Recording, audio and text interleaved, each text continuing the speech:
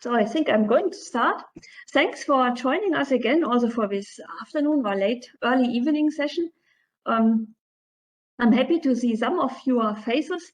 And the goal of this lecture today has not so much to do with public transportation, but I want to show you a technique which we call modeling. So what is modeling about? That is the plan of the talk. I'll try to describe what we understand when we say we want to model a problem. And then I will do that together with you on a few examples.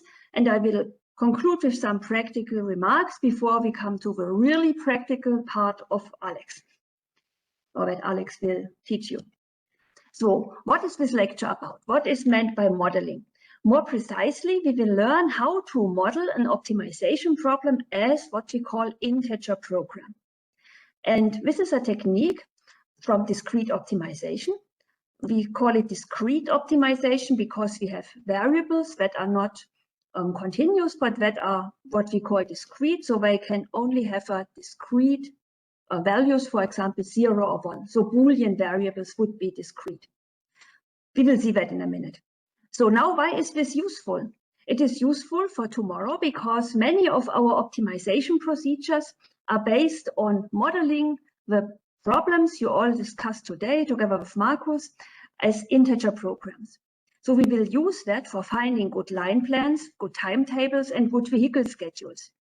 And that is something you will see in Lintim, so you need not program that yourself, but it's good if you understand what the technique is about. But it is not also only useful for integer programming, it is also useful for many sorry about that, backwards. It is also useful for many, many other problems. And I could tell you a lot of stories of students who attended integer programming in my lecture and told me later on that they were working in some business or whatever, and they just saw a problem and just typed it in the computer and found a good solution and could impress their colleagues and their boss. So it is useful for many other problems you might see in your research or in your business life. So not only for public transport, but also for other problems. And once you understood what it is about, then modeling a problem as integer program is for many problems easy. Not for all, but for many problems it is easy. And I already told you that there exist out-of-the-shelf solvers. One of them we will see after this theoretical part, that allow to come up with a solution very quickly and maybe impress your boss if the boss does not know what integer programming is about. So that should be a kind of motivation, and I will try to demonstrate on rather easy examples that it is not such a very difficult technique. So what is modeling a problem? It is a bit as learning a kind of language. So it is a mathematical language that helps us to describe problems in a mathematical way, in a way that we can type them into a computer and get a solution. And we need not bother with the techniques, how the solution is found, because there exist solvers that do that for us. So it's not really needed that we go into complicated details about the algorithms, but we just need to understand how we can type in the problems into the computer. And modeling a problem consists of 3 steps. The first is the variables, the second are the constraints, and the third is the objective function. So what do I mean by variables? In the first step, we need to determine what are the things we can change. So somebody tells you about a problem. For example, tomorrow we will see line planning, and the idea is to find good transport lines. But what would we really determine? How can we describe a transport line by a variable? This is not so easy. In the examples I will show you today, this is rather easy to determine, but the variables are sometimes a problem. But this is the most important step. If we have figured out what we can change or what we should really determine, then we have to deal with the constraints. Namely, we want to have a solution later on, a solution that a practitioner, for example, Markus says, oh, this is a solution that we could use. So for example, a line should be connected. I should not just have 2 non-connected lines or whatever. So there are a lot of constraints, and they have also to be told to the computer that he finds the lines we would like to see later on. And the third thing is to discuss what our goal is. We call that objective function. So we want to measure if what we found, the lines, for example, we found, are good or bad. Or if we compare two sets of transport lines, which one is better than the other one. And to compare that, we need some measure. So we need to evaluate the lines if they are good or if they are bad. We will see different ways how we could evaluate lines tomorrow. And for example, if you would like to evaluate a line and a timetable and so on, so a transport supply, then we already have seen a lot of possible criteria in the lecture of Marcus. So we would like to have something which is not too expensive and that allows us to transport passengers efficiently, which is safe and reliable and so on. So this would be possible objective functions. So by the way, if you have any questions, just ask in the chat or just ask into the lecture. If it's too many, I would try to stop you, but no problem if you have any questions, just let me know.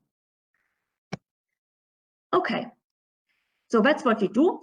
And it's very important that the constraints and the objective must have something to do with the variables we defined. So it is very important that we try to formulate the constraints in a way that they use the variables, and also the objective function has to be formulated in a way that it uses the variables we defined before.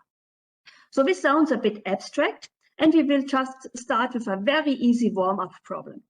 The problem description is more a textbook example. So in a textbook example, it's usually easier to identify variables and constraints, but that is just to tell you what modeling is about.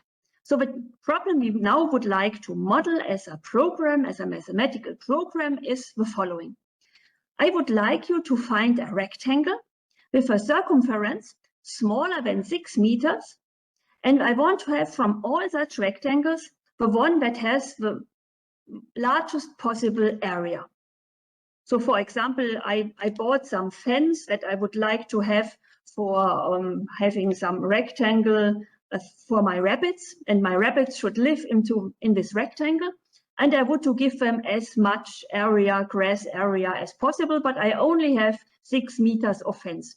And I want to build not a circle or something, I want to build a rectangle. Maybe it's a textbook example, as I said, but that's what the goal is. So how could we model this easy thing as a mathematical program? Remember, we had 3 steps. We have to identify variables, we have to identify constraints, and we have to measure what is good and what is bad. Now, if we start with the variables, then this sounds rather easy. We want to find a rectangle. And as you all hopefully know from school, a rectangle is given by 2 sides. So we have the length of a rectangle and the width of a rectangle. These would be the 2 variables we need. We want to determine the length and the width. So we have 2 variables. Now, what are the constraints? So whenever we define a length and a width, is it a rectangle all the time? So it might be a rectangle all the time if they are positive. So first of all, that is the second one here, we would like to have that the length and the width are both positive numbers, because rectangles have positive side lengths, right? So we do not want to have negative numbers here. So that is the second one. And the first one, that is the constraint that tells us that we only have 6 meters of fence. So if we go 1 times around the rectangle, we have twice the length and twice the width. And if we add this together, that should be smaller than 6 meters, because otherwise our fence would not be enough. So, and whenever we find 2 numbers, x and y, that satisfy this constraint and they are both positive, then these are possible rectangles that we could build. For example, we could say x is equal to 1, then we would have, and y would be equal to 2. So when we would have 2 plus 4, and this is smaller than 6, so we could build a rectangle with length 1 and width 2. For example, this would be one feasible solution. We could also build a rectangle with length 0 and width 3. or 2 or something smaller than 3. That would not be a good rectangle, but it would still be a solution here because we just say they should be greater or equal to 0. So that would be a very, very, a degenerated rectangle. Now the objective function, that is in our case easy because that is written here. We want to maximize the area we have within this fence. So now we have to recall the formula for computing the area of a rectangle. I'm sure you all know about that. So we have to multiply length times width, and this would give us the area in square meters. And we want to maximize that, so I put a maximum before. And putting this together, this is our first model, which is not an integer programming model because our variables need not be integer, they can have any number, but this is our first mathematical model here. So we maximize x times y, and we have the constraint 2x plus 2y is smaller than 6, and x and y should both be greater than 0. In case you have any questions, it's a good time now to add them in the chat or whatever. Otherwise, I continue. And since this is a very simple thing, we could also solve it. So what would be the solution of this? I think we would not need to type that into a solver, but we can do that just together. So the first thing we would note that in an optimal solution, we want to make this very big, x and y. So it makes sense also if x and y are big, to use the whole fence and not to use only 5 meters of the fence, but to use 6 meters. So we can easily see that in an optimal solution, we will be using the complete length of the fence. So 2x plus 2y is equal to 6. And if they are both, if we have this equation here, then we can also say y has always to be 3 minus x. And then we can plug that in here and have only one variable left, namely y or x. So we have our objective function, which is x times y. And then we use x, and instead of y, we use 3 minus x. So 3 minus x here. And then we see that is 3x minus x squared. This is then our objective function. And we would like to maximize this one, right? And we want to maximize this over all numbers which are greater than 0.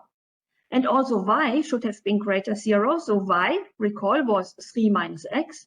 So 3 minus x should be greater 0. That means that x should be smaller than 3. So we have the feasible interval for our values of x, which is between 0 and 3. And we want to maximize this quadratic function. So maximizing a quadratic function, you also have seen at school, what do? You would take the derivative. If you want to maximize a quadratic function over such a set, you take the derivative of f, so f prime of x, that would be 3 minus 2x. If you take the derivative, then you set the derivative to 0, so f prime of x is 0, and you go for x, and you see that x is 1.5. You also have to check that you really have a maximum and not a minimum, but in this case, in fact, it's a maximum. And the solution then is that x and y, so if you now plug it in for y, you see y is 3 minus 1.5 is also 1.5. So x and y are both 1.5. So the rectangle with a circumference of 6 meters and maximal area is in fact a square. So the square is the rectangle with the largest area. That is what we now have seen here. So that is, in our case, we did the solution just to show you how we could solve such a small problem. Later on, for more complicated problems or mathematical programs, we need not to solve them ourselves, but we just need to type them into the solver, and the solver will give us the solution. So now we come to the main problem of this lecture, and this is called Knapsack Problem. And the knapsack problem, if you understand how we can model a knapsack problem as program, in this case it's an integer program, then you understand a lot of modeling in public transport too. So what is the knapsack problem about? The problem description in a more abstract way is the following. We have given a set of n items, so item 1, 2, up to item n. And each of our items has a weight, wi, and a profit, pi. And we have, furthermore, some kind of budget.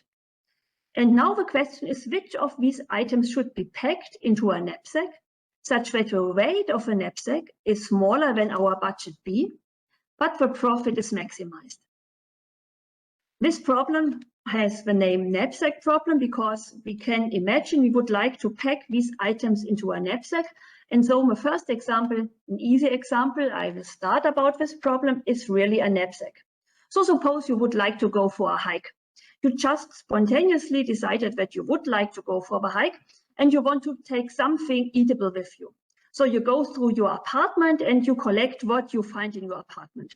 So you find some chocolate, you find an apple, you find a banana, you find a boiled egg, you find a butterbrezel or butterbrezel in English, and you find even a coconut. So you know that your hike will be stressful because you join some colleague who is always running and very fit. So you need something that has a lot of calories and you want to have a knapsack, a backpack that is as light as possible. So you decide that you do not want to carry more than 1 kilogram because otherwise you will be so slow and your colleague will be away. But now you want to pack 1 kilogram of something to eat that maximizes your calories so that you get strong enough for joining your colleague on this stressful hike. And now the question is, what would you put into your knapsack?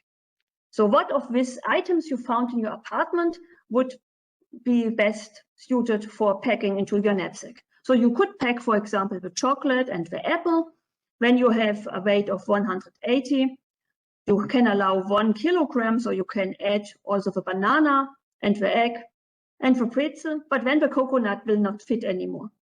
So maybe you add the coconut first because it gives you a lot of calories. Then what could you take as other second? So maybe you have some suggestions what to pack into your knapsack. Then you can write that into the chat.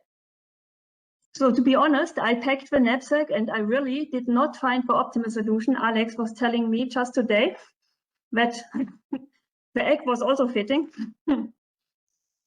But to my excuse, Alex, I changed the number several times. So here's the first thing. Butterbrezel is always a must choice. I agree with you. Butterbrezel is a must choice, yes. But is it an optimal solution? So what would you combine with a butterbrezel? If you take the butterbrezel, you have a weight of only 90, so you can carry 1 kilo, you can add more. Chocolate, we add chocolate, okay. 10 chocolates is a good idea. It's in fact the best solution if you could have these items as many as you like. Then 10 chocolates is in fact the optimal solution. But you only found 1 bar of chocolate in your apartment. You have only 1, so you cannot pack 10 in my example. But 10 is good, and I will have it in also on the slide, but I show you after we found the solution here. So who can imagine which items would be the best if you want to maximize your calories? Yeah, that's a good idea. We can divide profit by weight and sort them decreasingly. And then we can choose 1 by 1. That is a good heuristic, but is not always finding the optimal solution. We will discuss that on the next slide. But it's a good idea to look at that from this respect. True? So who has choices? So we will come to this suggestion, which is a good suggestion to look at this divide profit by weight. So X is 0, 1. Yeah, X is, you're already modeling it as an integer program. That's good, but that's on the next slide. Now we are looking for the solution. So who can give me the items you would pack into the knapsack? Just type the items. I wonder who is the first to find the correct items or the best items. I think you were, because you are 1 slide too far. Oh, that's too bad. Was it all the time? No, just a minute ago. Okay, so I was the winner. Thanks, Alex, for telling me. So everybody saw what we should pack? Maybe everybody saw it. So the best thing here is to take the coconut, the chocolate, the butterbrezel, that was a must, as we have heard anyway, and the egg. And if we put together what we have to carry, if we put the coconut, the chocolate, the butterbrezel, and the egg, then we have to add the weight, so 730 plus 90 plus the egg plus 60 plus the chocolate. So that is a weight of 980. That is not completely 1 kilogram, but there's not a possibility to really get the whole kilogram. So we are a bit lighter, maybe also fine. And if we add the calories, it's 3,635, which is what we have with us. And there's no better solution. So in my solution, I forgot the egg, by the way, so that was also fitting into the knapsack.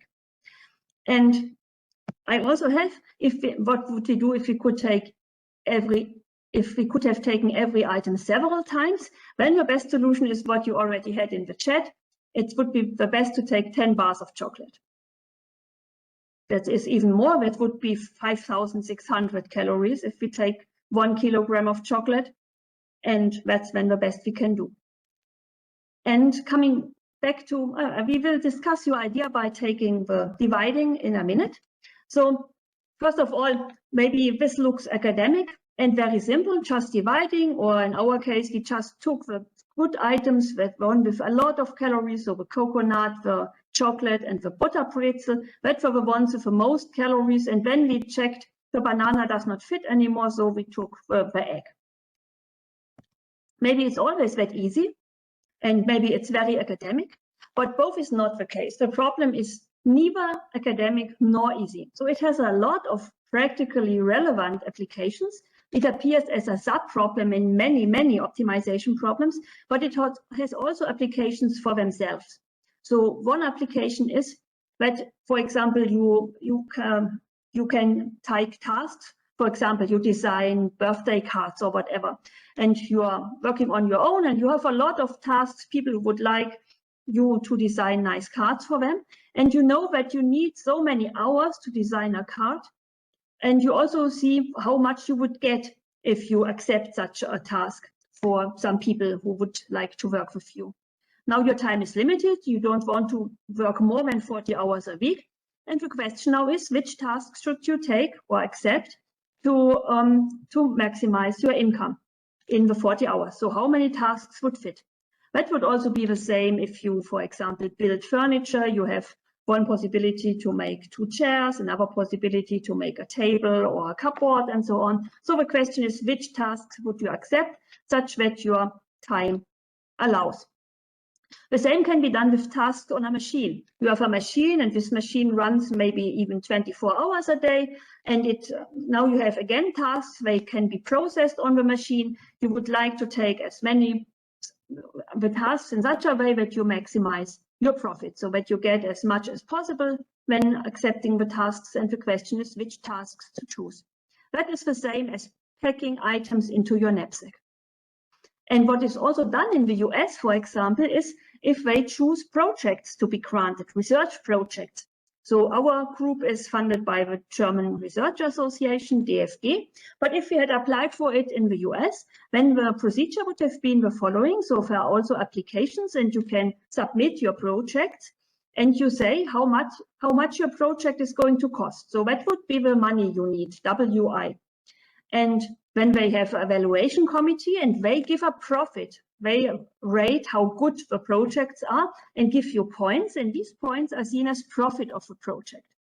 And then they have a fixed budget, and when they really solve a knapsack problem, putting projects into the knapsack in such a way that the budget is not over-exceeded, so they are still within the budget, and they want to put the projects in such a way that you get the most profit. Is this a good idea? Do you think this is a good idea to choose projects in this way? Is it fair in some sense?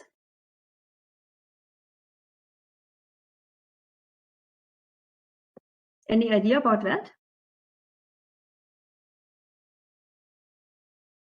And that brings us maybe to the next slide, because it could be that you have a project which is really good. It has the most points here that you can give, but it is still not in the optimal solution. So it could be that you then fund projects and you do not fund the best possible project or the best project that from the evaluation. So, and that's what we'll see on the next slide. So in this slide, in the in the example before, we see that we have taken the coconut. So the coconut had the most calories. It was the best project in some sense, and we had packed that into our knapsack. But on the next example, I will show you an example where the one with the most profit is not packed into the knapsack. And this is this example here. So here in our case, we have 8 items, 8 possible projects or items for the knapsack, and they have a weight. That would be maybe the weight or the costs, whatever. And they also give you some profit. And your budget is 40. So we can choose items, but we are not allowed to exceed 40. Now you see the best thing here is this with a profit of 10. That would be maybe the project that is the best, has the best evaluation, or it is the most valuable item for the knapsack. But if we would take that, we already have a weight of 35. And if a weight is 35, the only thing we can add is this one with 5. So we would have a profit of 10 plus 2, which is 12. Does any of you see a better solution? So if we choose A2 and A7, we end up with a profit of 12. Is there a better solution possible? Any suggestions what else we could choose?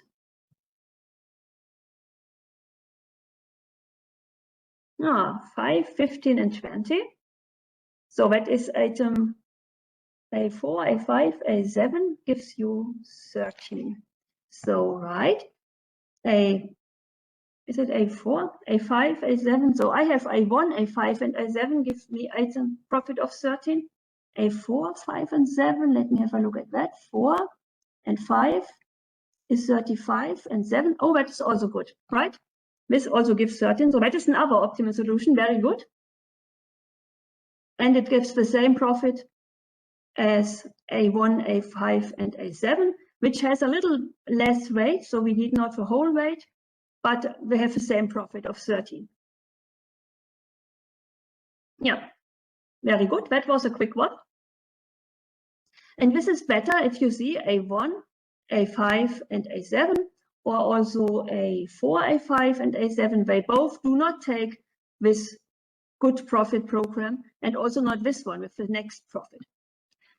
So you correctly have already recognized that maybe the absolute profit here is not so important. It is maybe much better to look at, so that is the first thing we see. It's not always best to take the item with the highest profit. But you already have correctly recognized that we should maybe look at the profit per weight. So divide profit by weight and choose the best of that. That is even better than just, if you just have something which brings a lot of profit, but it weighs a lot, then that is not so surprising that, but here we have now divided profit by weight, and we see that in our example, A1, A5, and A7, both are the 3 highest numbers if we divide profit by weight. So profit by weight, profit 6 divided by 18 is 1/3. And then 10 divided by 35 is 0.28, and a longer number, but rounded to 0.8. Oh, and so on. So in our solution here, we really have chosen the ones that had a very high profit by weight. So the highest one is 1/3, which we have chosen if A1 and A5. And the highest is A7. And we have also chosen A7, and then the second highest with A1 and A5. So that is now the question. Is it maybe the best always to do that? Sort the items in the order of profit divided by weight and then take the best ones. But also this is not the case. And here we have, for example, now my example gets smaller and smaller, and it's the last example, so you need not think too much about new examples. Now your budget is 40 again, and we have only 5 items. So we have, and I already divided profit by weight. So this is a weight of 20 and a profit of 9, and that gives you the best possible ratio here in my example. Here you have a weight of 26 and a profit of 11, that is the second best profit per weight. And then we have 3 items that have a smaller profit by weight, so 10 and a profit of 4, and 2 items with a weight of 15 and a profit of 6. So what would be the best solution here? Now again, yeah, that was a quick one here, very good. 3, 4, and 5 is an optimal solution. 1 and 5 is feasible because you have 20 and 15, so it's smaller than 40, so it's only 35. But the profit you get if you take 1 and 5 is 15. And if you take 3, 4, and 5, you get a profit of 16. So A1 and A5 is not the best solution. It's the second best. It's a possible solution, but the better one is to take A3, A4, and A5. And you see, you take these 3 items, which are the lowest in the order if you define profit by weight. So the 3 worst items are taken into the knapsack in the optimal solution. And the reason is that these are not fitting. So if you take one of those, then there is not much space for the other ones. So if I take this one, 26, I only can take the 10 because 26 plus 15 is more than my budget. So that is just 15 that I get here. And if I start with this one, with the highest profit by weight, I can take only one of the A4 or A5, which is again only 15 and not a profit of 16. So also this solution to sort just in this order and take the best is not the right one. Is not the best one. And this makes the problem complicated. So it's not, so far it is not clear if there exists any rule or algorithm that you can always use and which is easy to use. So in fact, it is not clear if this problem can be solved in polynomial time in the number of items if you get more and more items. This is a problem which is already called NP-hard in our optimization language, telling us that if you have a lot of items, then the complexity, the runtime will increase. If you find a rule which always works, no matter how many items, then just publish that. You might win a lot of money.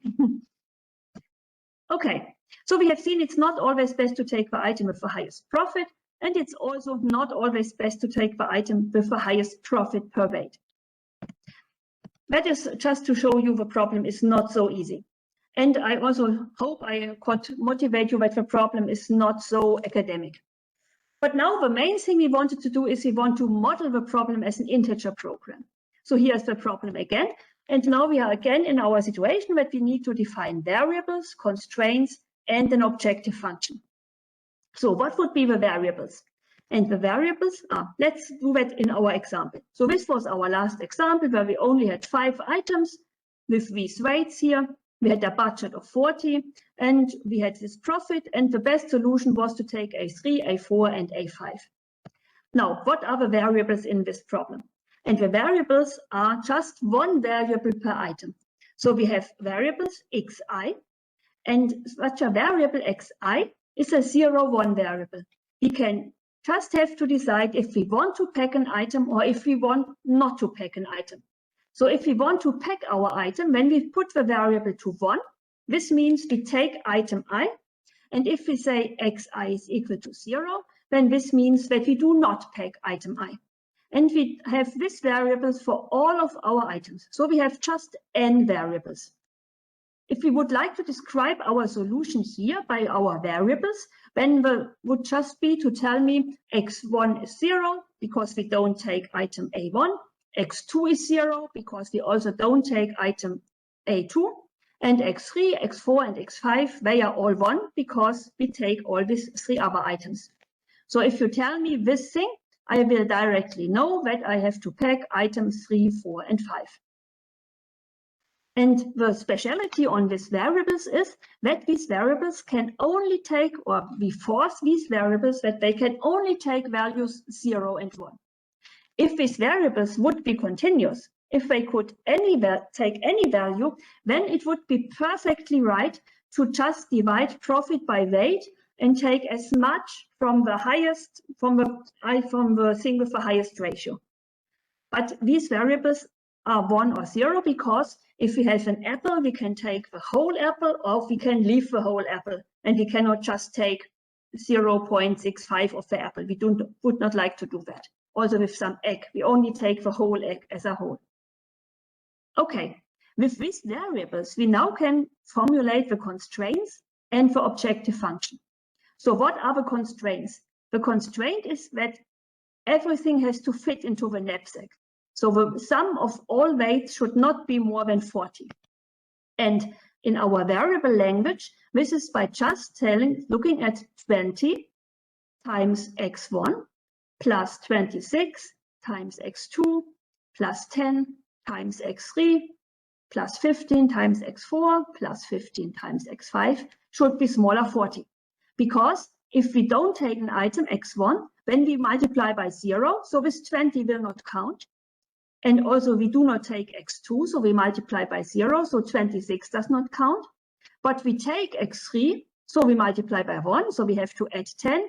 We take x4, we again multiply with 15, so we have to add with 15.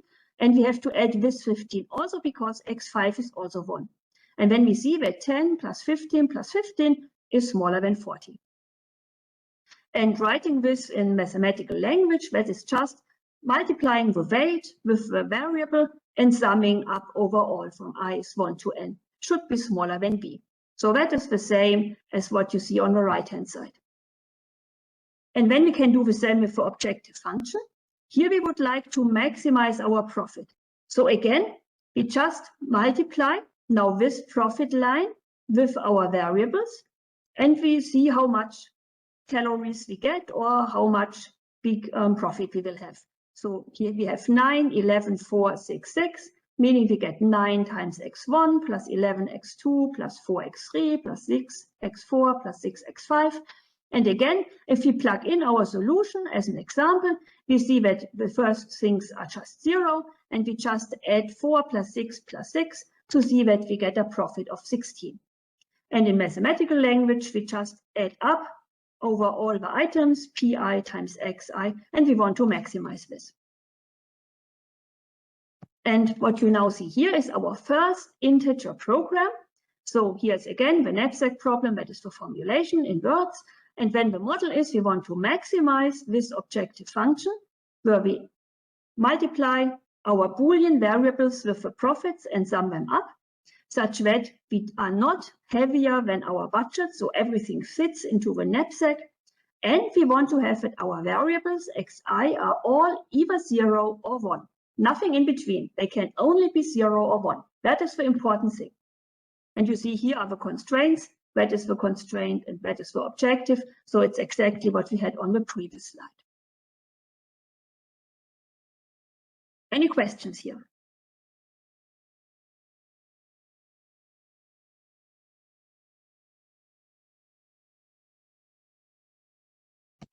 Nothing so far. Then we again have here our first integer program, and we again want to have a look if this fits to our example. So in the case of our example, we would have this one.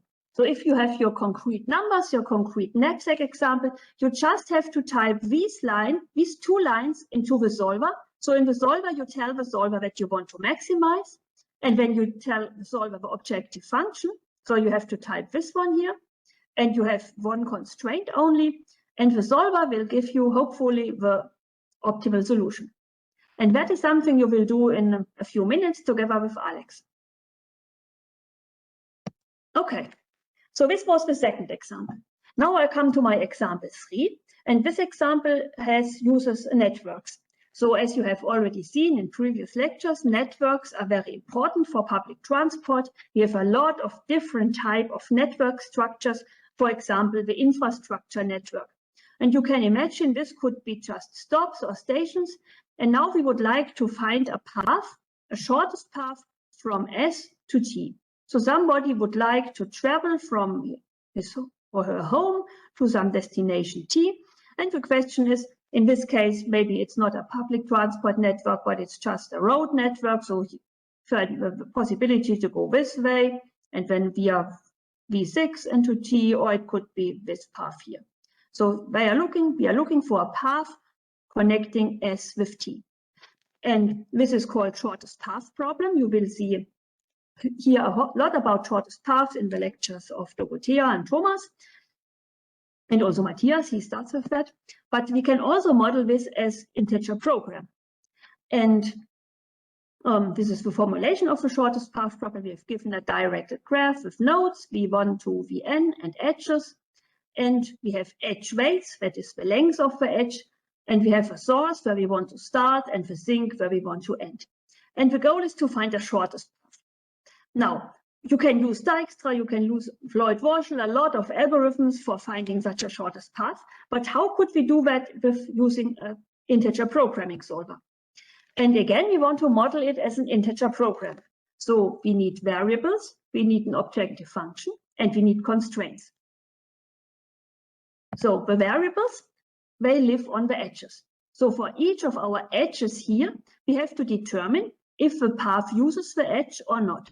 So if the path uses the edge, we say the edge value should be 0. So our variable should be, if the path uses the edge, the variable should be 1.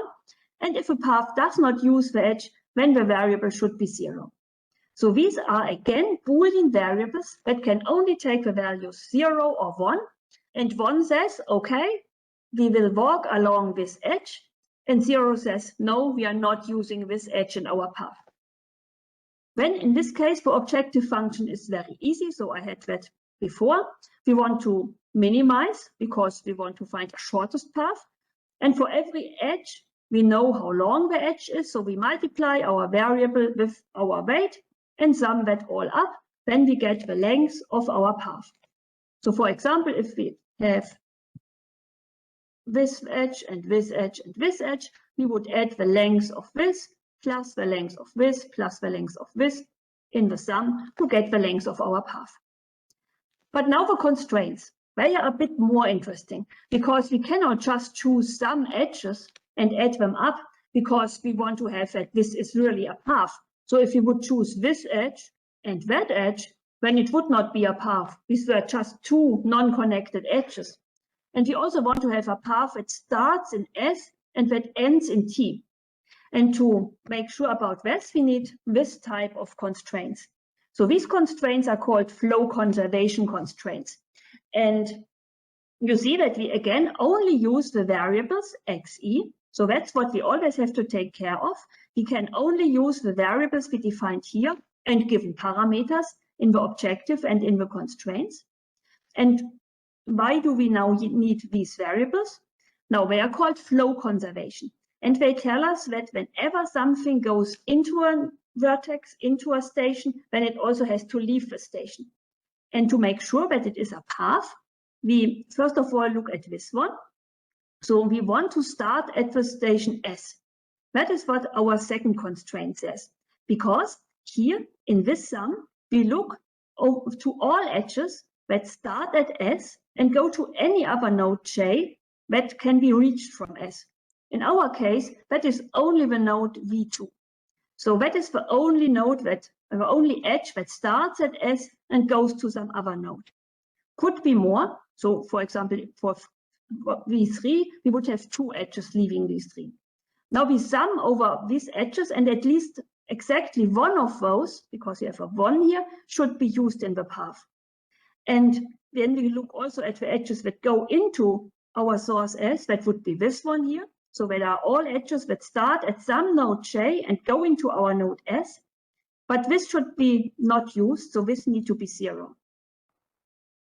Could be this constraint would also allow that we pass such a node several times, but then we would have would not be a shortest path. Sorry.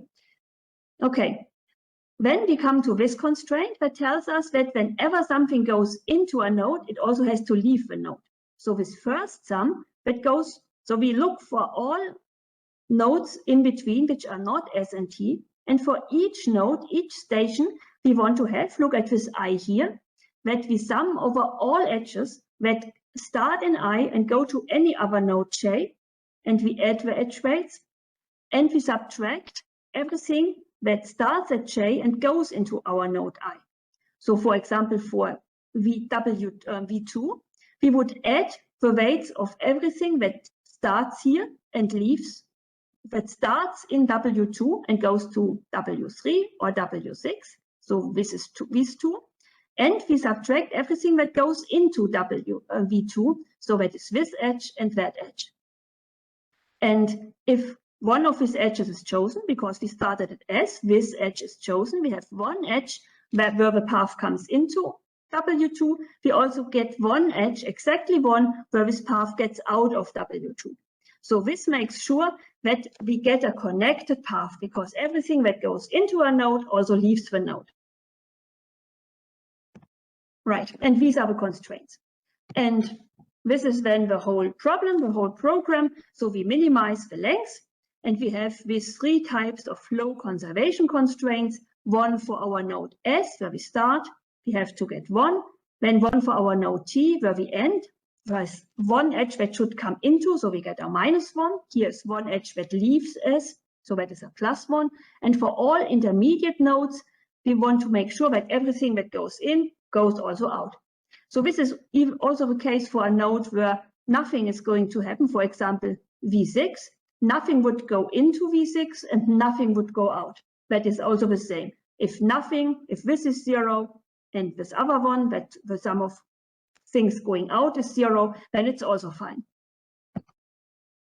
And this is then our second integer program, which codes the problem of shortest paths.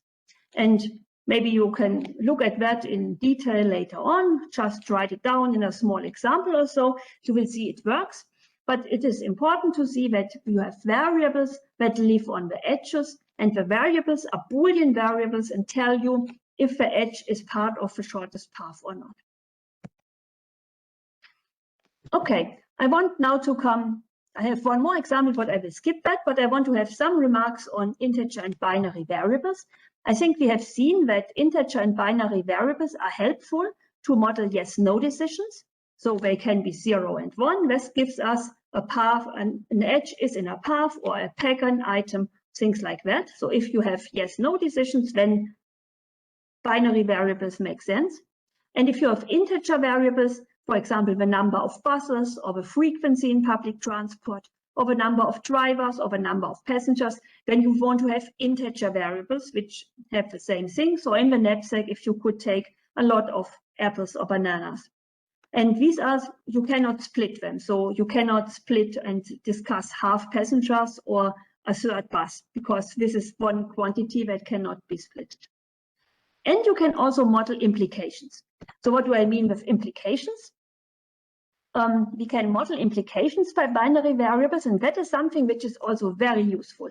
For example, you could have three actions that are given, A, B, and C. You can imagine that the action A is to take the item A, the action B is to take item B, and the action C is to take item C, or something else. You want to build a station, or whatever you like. And then you have these variables that tell that are 1 if this event happens and 0 otherwise.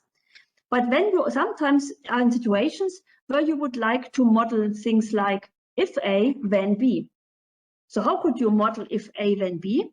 That is just to say XA should be smaller than XB. Because if A happens, then A would be 1. And we want to have that if A happens, then also B should happen. So we want to force if A is 1, if XA is 1, then also XB is 1. And this can be very elegant coded by just writing XA is smaller than XB. Because if XA is 1, then you see XB is larger than 1, so it also has to be 1. It cannot be 0 anymore. So if A then B would just be equivalent to say XA is smaller than B. And that is a very useful thing. That is if you want to model a practical problem. So the other thing would be you want to have A to happen if and only if B happens. So this is also very simple, because then you just have to say XA is equal to XB. So if A is 0, then also XB needs to be 0. And if A is 1, then also XB needs to be 1. Well, you could say if A or B, then C should happen. So if either A or B happens, then you would also like C to happen. That would be to write down XA plus XB is smaller than twice XC. And you see, if A and B do not happen both, if they're both 0, then you can do for XC whatever you like. XC could be 1 or 0. But if one of those is 1, then you would have at least 1 on the left-hand side. And this means XC cannot be 0 anymore. And if both are 1, then also XC has to be 1. And you cannot only do that with or, you could also do that with and. So if A and B, then C, then you would get XA plus XB minus 1 should be smaller than XC. So again, you can have a look at that, but you can model a lot of these logical implications. That is very helpful for many practical purposes. So when I had the set covering example, but I skipped that, but I have it in the slides. So if you want to have another application, you can have a look at that. And they will come to my last slides, how to solve integer programs.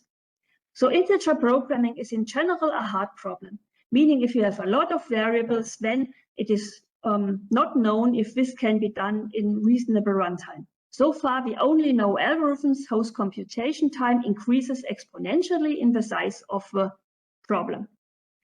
And this means that the theory of integer programming is challenging. So on most faculties, you can attend lectures only on integer programming. The algorithms are discussed that help us to solve integer programs in a good way. And this is very fruitful because practical relevant algorithms exist. And they are coded in solvers, and there exist commercial solvers like Mosel, Ziplex, Augurobi that are free for academic purposes, and there are more. And there exist open source solvers like SCIP that you will see in a few minutes, or the GNU Linear Programming Kit, GLPK, and also others. And it is very interesting because often you can model in different ways. So for many problems, there exist very different models, but they are equivalent. So you can use a completely different type of variables and get the same model for the same problem, but the models look very differently. And it's not clear at all beforehand which model is better. So that is often very hard to tell in advance. And it's usually helpful to look on the number of variables and constraints, but even this need not be the case. A model with more constraints can be better or worse than a model with less constraints. You often cannot tell in advance and need experiments to see which model works better. And also it's sometimes not so easy. Sometimes you need an exponential number of constraints or variables. For example, if you want to model the traveling salesman problem, you want to eliminate subtours, and you need an exponential number of constraints. But there are techniques. If you have a lot of variables, you would use column generation. And if you have a lot of constraints, then you would use constraints generation or cutting plane algorithms. And coming back to these 3 steps, variables, constraints, and objective function. Also some remarks here. Sometimes it is not so easy to understand what the variables are. We will see this tomorrow, for example, for line planning, but it is for different possibilities to describe the variables for the line planning problem. Sometimes it's not even clear if you talk to people from practice, what are the points where you can change something. So you have to figure that out. For example, if you just are told, improve our production process, you do not know what you can do. Can you change? Can you just use longer working times for the staff? Can you just clean the machines that they work better? Can you buy new stuff? Or would you just look at the assignment from jobs to machines or things like that? So it's not clear at all what people want you to do if they just say improve our production process. Or for example, in my diploma thesis, my goal was, or the idea was, I should find tariff zones. But what are the variables to describe tariff zones? So you can have a lot of things where you have stops, or would you look at that geographically or in what way? So it's not so clear in the beginning what are the variables. Also, if somebody has asked you, find good decisions against the coronavirus or whatever, what could you do? So it's not clear what you can do or what is happening. Sometimes the constraints of the objective are difficult to formulate. And nearly always there's not only one objective function, but many maybe conflicting objective functions, as you have already seen at Marcus' talks, where there are different objective functions like looking at the costs, looking at the reliability, looking at what passengers would like to have. Yeah, and finally, we will look tomorrow at modeling public transportation problems and how to solve them. And we will see that the objectives will always go in the direction we want to have a good service for the passengers, low investment and operating costs, and maybe also a reliable service. And we will see models for line planning, timetabling, vehicle scheduling, and maybe also for delay management. So this should be continued tomorrow. And now I was a bit slower than I thought, and I will pass on to Alex to start with the practical things. Thanks for your attention, but if you have any questions, please feel free to ask.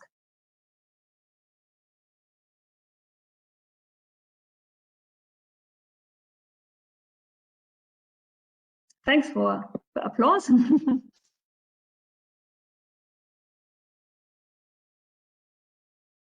So, any questions?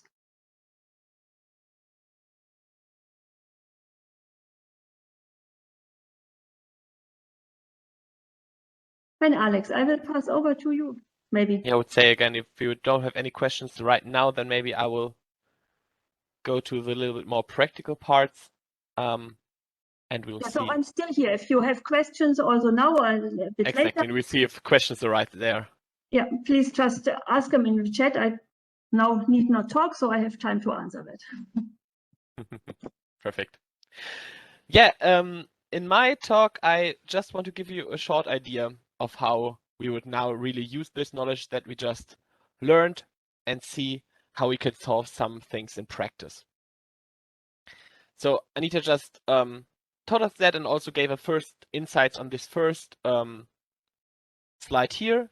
So there are solvers available to solve mixed integer programming problems or integer programming problems. There are important commercial examples, for example, Gurobi, Express, or Cplex, and some non-commercial examples or open source versions, for example, SCIP, CBC, and GLPK. All of these commercial examples are not very helpful for us right now because there you need license, and while it is often free for academic users, it's not so easy to use for such a course here.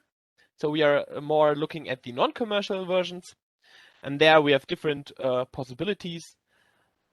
Depending on what you want to do, you may even can use them commercially. And what we are today looking at is SCIP. Why SCIP? Well, it's a program that's maintained by SCIP, so the SUSE Institute Berlin. It is a fast non-commercial solver. Maybe fastest. It's always depending on who you ask and which benchmark do you choose and whatever. So they are of course always competing on which solver is the fastest on which problem, but it's fast enough for us here. And the academic license allows us the usage in the summer school, which is very nice. And the second part, why it's nice for us, is because it's usable for many algorithms in Lintem. So like Anita said, many things that we are considering in public transport planning in our working group are implemented in Lintem and are often based on such models. So we need to use them. And it's integrated with Simple, which is very nice for our usage as well, because that's one of the things that I would like to show you in a little bit. So what is Simple? I just have a short quote from their website. Simple is a little language to translate the mathematical model of a problem into a linear, mixed integer mathematical program. So more or less, it's a translation tool to get this stuff that Anita just had on her slides in a form that the computer can understand it. We could model it more or less directly and write big files containing many, many lines of define variable x1 is binary, define variable x2 is binary, and so on and so on. But this would be kind of hard to do. So something like Simple is very nice. It gives a lot more abstraction than doing directly. And there are some helper functions, for example, sums. We can read data files, so we don't have to input everything in our models when we want to solve the same model for different data sets, and so on and so on. And if you want to try it out yourself and use it on your own machine, it's part of the distribution of SCIP. So if you download SCIP, Simple is already included there. Okay. My time today will not be enough to teach you what is a Simple file. That will not be possible in the half an hour left. What I want to do is give you an example and go by step how you build such an example. In the download section, I provided you the simple user guide where you can look stuff up if you want to try it out yourself later on with different models and stuff like that. But now I want to show you just on one example, how does such a file look, what does the different things mean, and how would you use it if you want to solve such a problem. So I chose here the last example Anita used for the knapsack problem, so the one where it's not so easy to see what the solution is, because the profit by weight utility division does not work. And that's more or less given by this table, right? We have 5 different items. These items have different weight and different profits, and we have some budget. I think you all know that by now. And on the right-hand side, I now want to build the problem. What we first can do is we define variables and parameters. So what we want to use here is in simple, we can create a set, which is now given by our different items that we can add to the knapsack or to the bag, which is just given as this 5 strings here, so the names of the items. You could name them anything you want. For example, you could just use the chocolate, coconut, butter pretzel example from earlier, but I just named them A1 to A5 like you've seen before. And based on that, we can now define the parameters P and W. These are the same that you saw earlier. It's the profit and the weight of the single items. And what this notation means is that's a parameter, so it's fixed, and it's based on the set V. So we need to define a value of P for each element in the set of our possible solutions. And then you can give a comma-separated list, which just says, well, A1 has a profit of 9, A2 has a profit of 11, and so on and so on. So you'd use this signs here to say you want to assign a profit to an item. And you can do the same for the weights. And you now just can check, so it's really just writing down the table above. It's really just writing down A1 had a profit of 9, A1 has a weight of 20, and so on and so on. And we define a budget B of 40. What we now want to model is the integer program. Like I said, it will now show up one by one up here. And the first thing we want to do is, well, we want our integer variable, we want our variables to be binary, right? So we want to decide for each element in our set V, is it in our knapsack or not? And for that, we add this additional line here, which just says a variable x, again defined on the set V, is binary. This just does exactly this. For every element in our set V, creates an integer or a binary variable x. The next thing we want to do is add our objective function up here. So we want to maximize this sum. Again, just what you've seen a few minutes ago. We want to maximize the sum of the profit. So we multiply the profit of each element with the variable, whether we choose the element or not. And that is relatively easy as well. We write maximize because we want to maximize. We could write minimize here as well. We give it a name. I just named it value. And then, like I said earlier, we have some helper functions here. We don't need to write now P1, X1, P2, X2, but we can just say sum over all I in V, Pi times Xi. So again, this is just the same that we did before here up above. And we can do the same thing with the constraint as well. So we have a sum as a constraint. The sum of the weights should be smaller than B. And then we write sub2, which is what this s dot t stands for, subject to.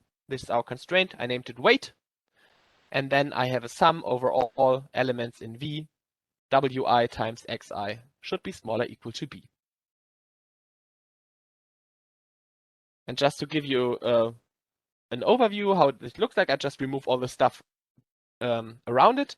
And now it's not much larger than the thing that we saw earlier. So we have more or less the table above, which is just a representation of the table.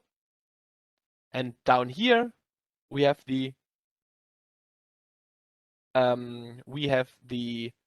objective function, and the constraint.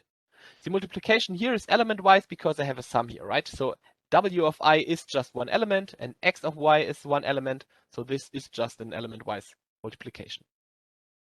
And then we sum it up and say that it's smaller or equal to b, or that we want to maximize it.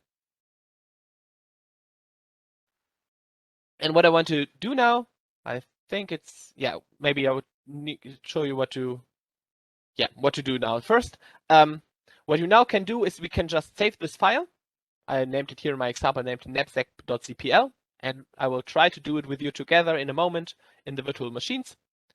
We can use simple to convert this file to an LP file, which is just another way to write it down that solvers can read it. And then we can use some SCIP commands to read and optimize this problem. And that's what I would like to do together with you if you like to follow along, or I will just show you how to do it. So I opened up the virtual machine that I provided to you. Let's see if it can handle my full screen. Obviously it cannot. Full screen seems to kill the machine. That's a good idea. Then maybe I will boot it up again. And see how you can solve this problem, this specific problem, in the machine that I provided to you. See, this now needs a minute to boot.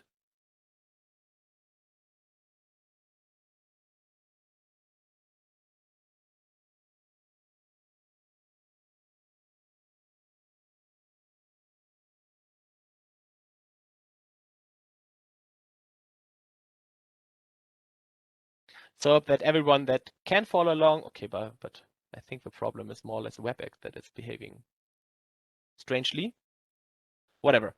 That those who want to follow along can open up the virtual machine and tried it before, that they can boot up Ubuntu. I think the WebEx screen sharing is killing my virtual machine. I shouldn't have resized it a minute ago.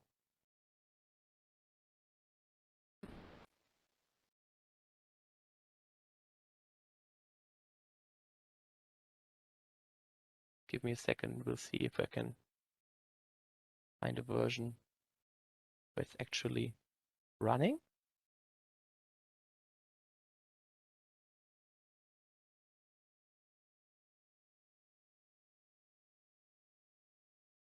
Let's take this one.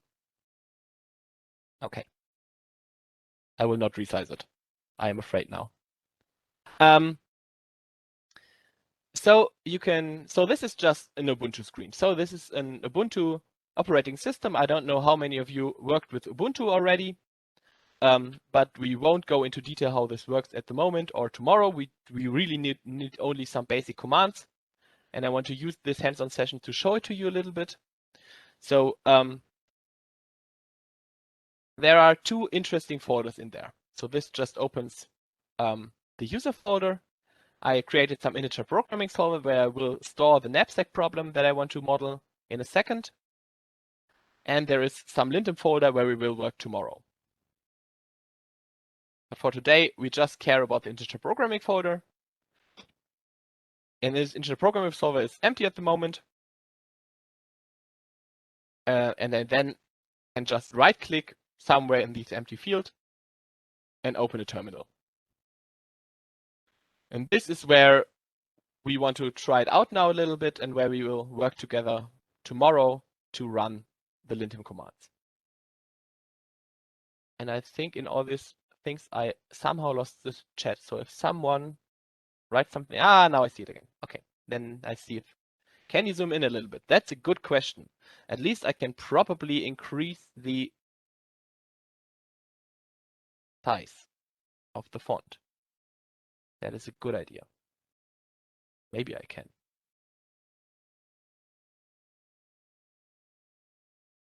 No, I don't want to update software now.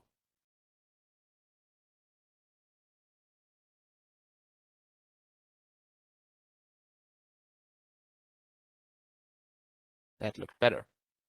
So how can we zoom in, Magdalena? If you hover over the screenshot by Alex on the left side, there's a small menu bar with I see. Plus, yeah, right. Thanks. Perfect. Then you can also zoom yourself. I wanted to give my whole window so that you can see the virtual box and stuff like that. And I now don't dare to resize the window because it, in combination with the screen sharing, it didn't work a moment ago. So I will leave it like that and just zoomed in a little bit in the command line. But it's not that important because in the first thing, I just want to add a file, create a new file. And this is the command that we use for it. gedit is a text editor, which will just open a new file with the name knapsack.cpl, which is a file for a simple program. And the end in the end will say that I want to use a new window that isn't coupled to my terminal. So we'll open it up, put this down here so that you can see it. And I will try to find here the preferences to increase the font size.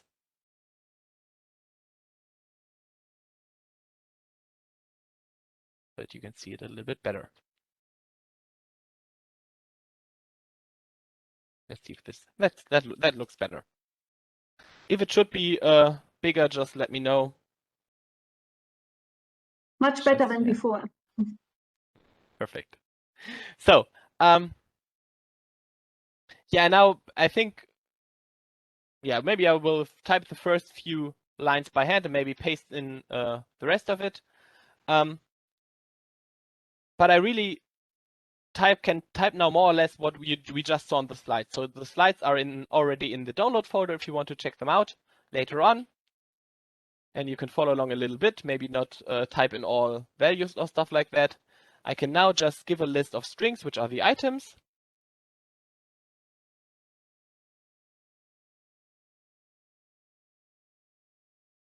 And I will probably make some typos along the way.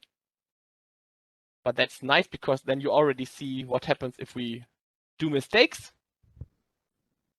And I just give the things like that I explained before, right? So I have the 5 items that I want to have. I want to give everything a profit. So A1 has a profit of 9. A2 has the profit of 11. A3 has the profit of 4. A4 has the profit of 6. And A5 has the profit of 6 as well. And then never did anything go wrong by copy pasting code. So we have our weights as well. And the weights are now a little bit different. A1 has a weight of 20. A2 has a weight of 26.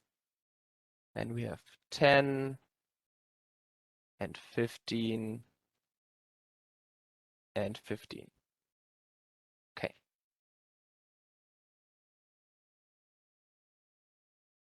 That's correct. Can have a look at our one example here. That looks good. Okay. And then the last parameter that we would need is the budget, B, which should be 40. And with that, we already have we more or less have transcribed the table, right? We have just moved the information from the table to our program, which is now readable by the computer. The next step is to define the variables x, which are based on the set as well, and they should be binary. Maybe I put an empty space here.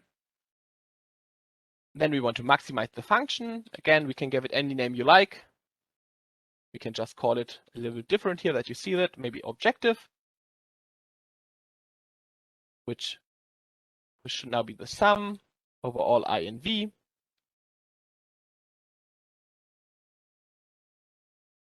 Pi, the profit, times the element. And the last thing is the objective.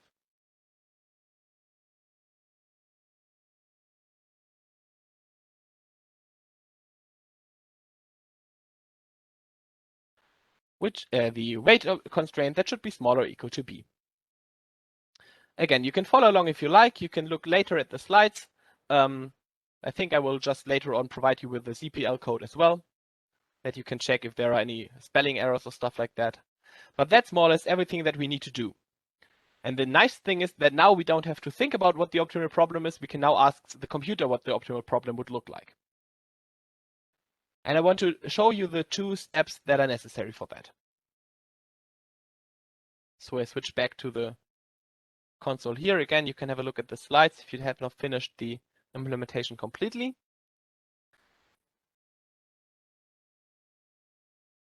I will use the ls command to show me everything that is in the code currently. And we see there's only this knapsack.cpl file that we just created. We can now call the simple program, which will translate this modeling language file to a file that is more suitable for a solver, just by calling simple with the command line argument of the file. And this will now tell us if I put in everything correctly or if I made some typos. But this looks good. Tells us again in the beginning that simple is a free software. It's reading the file. It evaluated all instructions, created a name, recognized 5 variables, 1 constraint, and 5 non-zeros. So we have 5 variables with a non-zero coefficient in the objective function. And it's writing 2 files. And now I can show you the ls command again. And we see that we now have 3 files here, a TBL file and an LP file. And the LP file is something that we are now interested in. This is now a transformed version that we could have written ourselves. So maybe I will show to you shortly. We could have made this ourselves. It's more or less the same as before. We have some comments above here, but this is now more or less the version that Anita showed you before. It's written objective 9A1 plus 11A2 plus 4A3 plus 6A4 plus 6A5, subject 2, 15A5 plus 15A4 smaller equal 40. So it's more or less the same without the sum commands. And this LP file is now possible to solve with SCIP.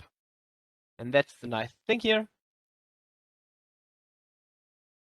So after transforming the knapsack.cpl file with simple into an LP file, we can open up SCIP, which gives us a nice internal command line where we can now read the file knapsack.lp.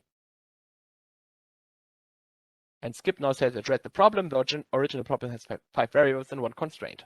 That's nice. The next thing we want to do is optimize. And this is where all the work is now done.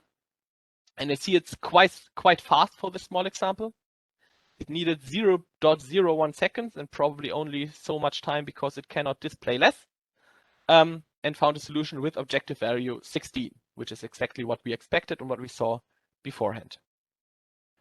And when we now want to see the solution, we can just say display solution and see now that the objective value is 16. A3 should be set to 1, A4 should be set to 1, and A5 should be set to 1. So this is exactly one of the 2 solutions. We discussed it earlier. This is one that we found in the lecture as well. Okay, let me just reiterate it because it was many things one after another. We wrote the knapsack.cpl file just exactly like I showed you in the lecture, defined the set, defined the parameters, defined the variable, the constraint, and the objective. We converted the file using the simple command to an LP file, which can be read by the solver. Then we called SCIP, the solver that you would like to use now. Read the problem by typing read and the file name that we want to read. Typing optimize to find the solution. And display solution to see the objective, the coefficients or the values that the variables should attend.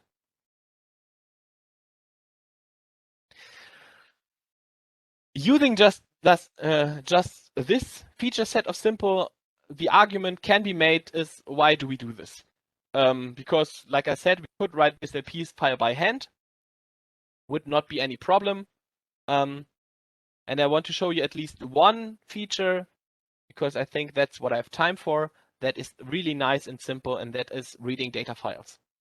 So we don't always want to have the data in the form that we write it down as parameters and variables directly in the program. That's one of the advanced features I want to show you. So I go back to my slides and show you one last slide, which is this one. And I want to show you the read file name command. So instead of saying like before, we'll say define a parameter p of v, which is a1 should have 9, a2 11, a3 4, a4 6, and a5 6. We now just said read knapsack data, which can be just a text file. We say we give an idea how it should be converted, so how the file is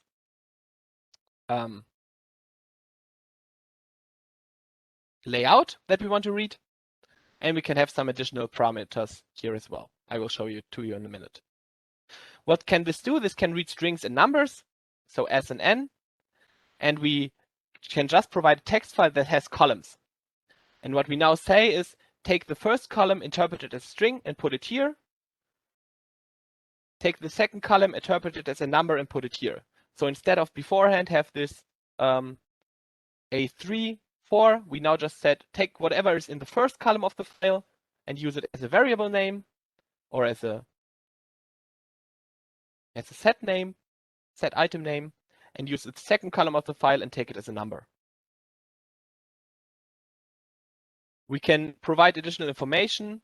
I think I have it down here. Yeah, with comment, we can just say we may have comments in the file if you have some header line which says what is in which column. We may skip lines. We may say just use a specific number of lines. And I want to show you now how we could adapt our program that we just did, our Knapsack program, very easily to read the table data not from an to put the table data not directly in the file, but read it from an external source. With that, I switch back to the virtual machine. So up here, my Knapsack program, like I said before, we first of all had our set directly. So what I will do now is I quit my skip and create a new file, which I will now call Knapsack data. I provided you different data files in the C file download folder, so you can try it out later on yourself if you would like. So we just open a new file. I will now not try to type everything that we've seen before. That we will just use it and copy paste one of the bigger examples Anita had beforehand. So that's the first example that we had on slide 9, if you want to reference it later, where we had 8 elements, a capacity of 40, and different values and weights. And you now see we now have a file separated with semicolon. We first start giving the capacity, and then we just say for every element the value and the weight. And this is now more or less exactly the table that we saw earlier, just a little bit formatted a little bit differently. And I now want to adapt the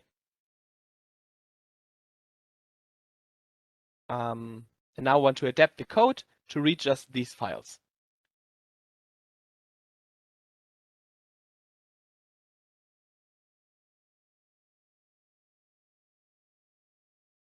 So, okay, I need to move my stuff around here. Instead of giving all these names directly, I can now instead say we want to read. I think I just called it knapsack data.txt. I say what do I want to read? Well, I want to read the elements which are in the first column, so I just want to read the first column as a string. We have comments in this file given by our hash sign here. And we want to skip the first line. Since, in the first line I gave the capacity, so in the first line there is no element to read for our simple program. And I will now do the same for the other two. The only difference is that I not only want to read the first column as a string, but also the second column as the profit and the third column as the wait. And I may not forget the semicolon. And I will use a very similar approach for the capacity or the budget, which is the first line. So I will not say skip one, but use one. So only use the first line and only read the first column as a number. And with this, now I have one form of my knapsack program, which can read arbitrary data from this knapsack data.txt. So I can put in their larger data sets, smaller data sets, without changing my model itself. So now I have a model that is completely independent of the data. It needs to be structured as in a specific form, like I showed you earlier. First the capacity, later on the elements with specific columns. But I don't need to change my model file now. So again, going back to my command line, I can now use simple to recompile my program. Now we have 8 variables, 1 constraint. And in skip, I can say to read knapsack.lp and which now has 8 variables. I optimize it and I display the solution. And we get the solution A4, A5, A7, which is one of the 2 optimal solutions that we discussed earlier. And the nice thing now is that these data files now allow me to work with larger data. So if I look at this knapsack data, I prepared one data set here, which is quite large. So I can easily paste in here something with 50 elements and capacity of 850. And with such a data set, you don't have any chance to see the optimal solution by hand. It's just too large. You have too much possibilities to do that. I have 50 elements. Maybe I can sit there 5 days and try to find a good solution, but I probably will not find the optimal solution. But I just replaced the knapsack data.txt. I just use simple to recompile my program, create a new LP file, which now has 50 variables, open up skip, read my new my LP file, optimize, and it needs, again, 0.00 seconds to find a solution. And I just see, okay, these are the, I don't know, many items that I need for my optimal solution. I've not counted them beforehand, and I get an objective value of 7,534. And that's the charm here. So of course, for all these small examples that we've seen before, we can more or less do everything by hand, but we will get to large instances, and we will see it tomorrow in Lintum. We will get to problems where we don't see the solution by hand at the same time or relatively fast. So we can use the computer there to model stuff and solve larger problems that we could solve in a reasonable amount of time. And using such a modeling language like simple allows us to decouple the model completely from the data, so we can read it later on, and our model always stays the same. I have not touched this knapsack.cpl file for using it on different data sets, and that's something that is very helpful if you're working with real-life data that may change. Okay. And with that, I come to an end. It's exactly 5 o'clock, but I haven't asked you if you have any questions. Let me have a look here. Yes, so I think I posted every TXT files in the C file folder. Let me have a look there. Maybe I forgot some. Can you hear me, Alexander? Yes. I lost a little bit of what you're showing right now. The changes to read. Can you put this file that you added? Yes, I can. So I have an example in my slides, but I can provide you with more or less with a finished knapsack file. I can add this to the Thank you very much. thing as well. I think I will have a prepared version somewhere, so we'll upload it in a minute. In simple, I cannot call skip out now. What can be the problem? I'm not quite sure what you mean there. So do you cannot call skip from the command line, or? So I'm not quite sure what happens if you call skip. It should work if you're using the virtual machine.